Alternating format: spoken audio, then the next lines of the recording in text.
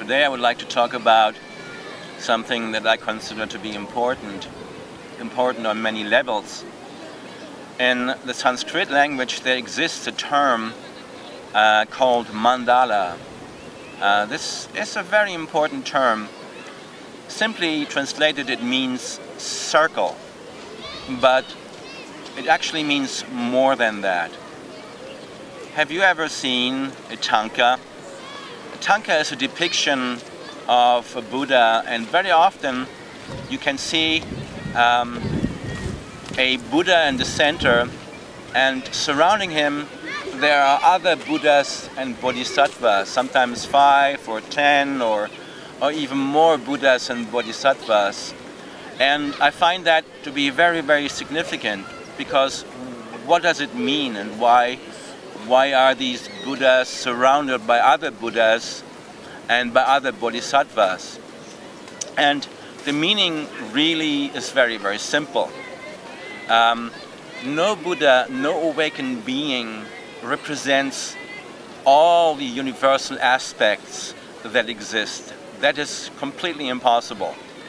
A Buddha represents certain aspects, and the aspects that the Buddha represents, they are limited. It is by nature like that. If you look at Buddha, and if you look at the life of Buddha, his life was a demonstration of very different aspects than, for example, than the aspects that Christ expressed in his life. Very different. If you were to combine the aspects of Christ and the Buddha together, what you would have even a more powerful expression of awakening. But of course, that does not exist. We have the aspects, the existential aspects as they are expressed by Buddha, and then we have different aspects, different existential aspects as they are expressed by Christ or by other awakened beings. So, therefore, a mandala in which you see the depiction of a Buddha surrounded by other Buddhas, what does it mean? Well, guess. It means teamwork. It means that no man succeeds without the help from others. Every single human being, in order to succeed in whatever it is that you want to succeed in, you need help. And without help, it becomes very difficult to succeed in anything. So in the same way, if you see the Buddha surrounded by other Buddhas, what it means is a very simple thing. We can achieve so much more when we have the teamwork and the support of friends on the path. And that's what mandala means. For example, your body also is a mandala, because the components within your body, they are all mutually supportive. The liver supports the heart, the kidneys support the lungs. Every organ inside the body is part of a teamwork effort to support the harmonious function of your entire body. One organ is not functioning very well, then the entire body is negatively affected. But if all the organs are working together smoothly, harmoniously, and in complete support, then the entire body is working just fine. In the same way, if you can have a group of people who support each other in their intention, then the result is harmony and success. In Sanskrit there exists another term, and the term is Sangha. Sangha means spiritual family, the family of the people that have the same spiritual intention, which normally is considered to be the intention of awakening. Sangha, the spiritual family, these are members that work together, that support each other in their effort of awakening, that support each other in the process of building a structure that has some sort of a positive intention, positive goal. So here's what I want to say to you today, this afternoon. Let's work together. Let's find a common denominator in our lives. Let's stop to look and focus at the differences, and instead let's focus on the things that we have in common.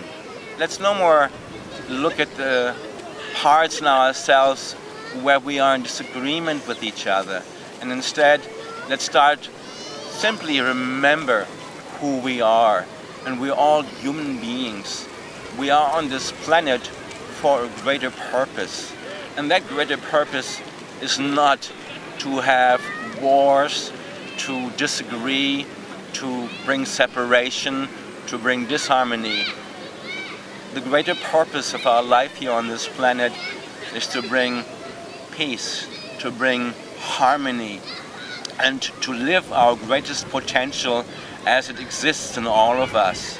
And that greatest potential that exists in all of us is the capacity to awaken in consciousness, to unfold our consciousness, to leave behind sleeping consciousness, to leave behind all separation.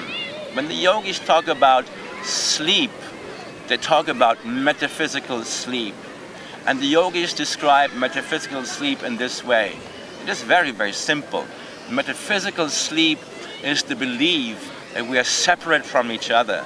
Metaphysical sleep is the belief that everything that surrounds us, the trees and the stars, other sentient beings, we are separate from them. That belief, that entire belief system of thinking we are separate from each other, that is death, spiritual death, spiritual sleep. The yogis say, wake up and completely remember the truth of your existence. And the truth of your existence, as can be found through the process of going deeper and deeper into meditation, is awakening. And what is awakening? Awakening is rediscovering oneness consciousness. Awakening is to realize again that we are connected with every single sentient being on the planet. We are connected. We are existing, in fact, in a very deep existential union with all sentient beings. And once we feel that, once we experience that, to be unkind, to be indifferent, to be cruel to each other becomes impossible. Because it becomes as impossible as to be cruel to your little finger. Awakening is to discover, to rediscover that we are connected with the entire world, with all sentient beings, in the same way that we are connected with the different fingers, with the different limbs on our body. That is what awakening is. Et voilà.